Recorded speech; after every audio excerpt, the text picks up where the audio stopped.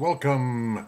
In this Easter and Passover season, here is a story of rebirth and renewal entitled Amazon Promise for the week April 13th, 2009.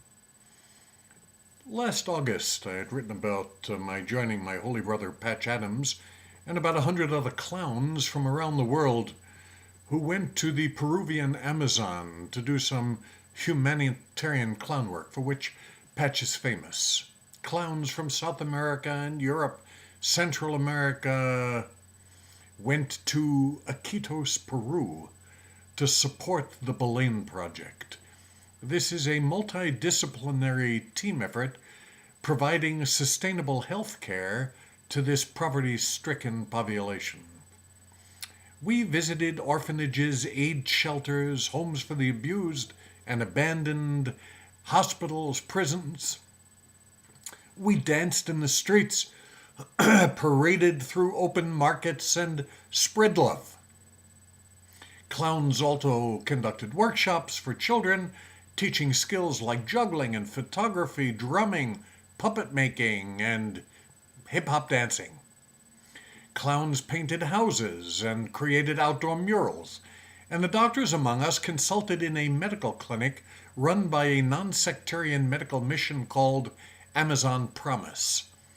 Since 1993, Amazon Promise has been providing essential medical services not only in Iquitos and Belen, but also to 36 villages in the remotest Peruvian Amazon, where they are still met by warriors holding blowguns.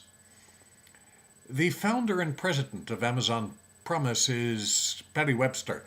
I call her the Amazon Queen. She handles all the logistics, raises the funds, recruits the volunteers. And the clinic that afternoon was held under a house on stilts, where she supervised the examining room, the pharmacy, and the medical supply dispensary. Patty called me over to see Jay, a severely spastic 7-year-old boy who was carried in his mother's arms, curled up in a fetal position.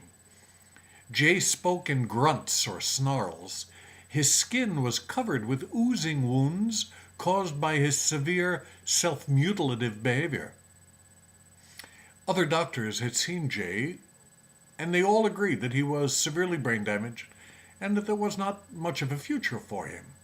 They prescribed a potent antipsychotic Risperdal in an attempt to modify his self-destructive behaviors, but nothing worked. After I examined the boy, his mother asked me if I thought that her son would ever get well, and I told her that her son was severely brain damaged and would probably never walk, talk, or interact with others. She wept in my arms, shaking her head, no, no, no. Patty and I discussed Jay's case afterwards, and I told her that maybe the best we could do would be to quiet him down at night so that his frazzled mother could get a good night's rest. And I suggested that we give the boy some Valium before bedtime, which would quiet his nighttime agony. I just got a note from Patty with some pictures attached. She saw Jay a couple of weeks ago, and it was the first time since that clinic visit when we saw him together. He walked in with his sister. Patty said she was flabbergasted. Most of his wounds were now healed, and he was clearly relating to his siblings and even articulating words. Patty was thinking that if she could raise the funds, she might be able to get him into a special needs school. It turns out that the Valium that I had prescribed to quiet him down also made him far less spastic. It's a potent muscle relaxant, but wasn't why I prescribed it. But getting less spastic, in turn, lessened his self-mutilative behavior. And now everybody in the family loosened up, and they were all sleeping through the night. I told his mother that he would never walk, speak, or socialize, and I was wrong. His mother said no, no, no to my prognostication, and she was right. This reminds me once again, never to subordinate somebody else's dream to my sense of the likelihood that it can be achieved.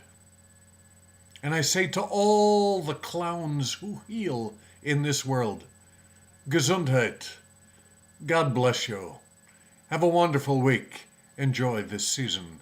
I say this for all my relations. Mitakuye.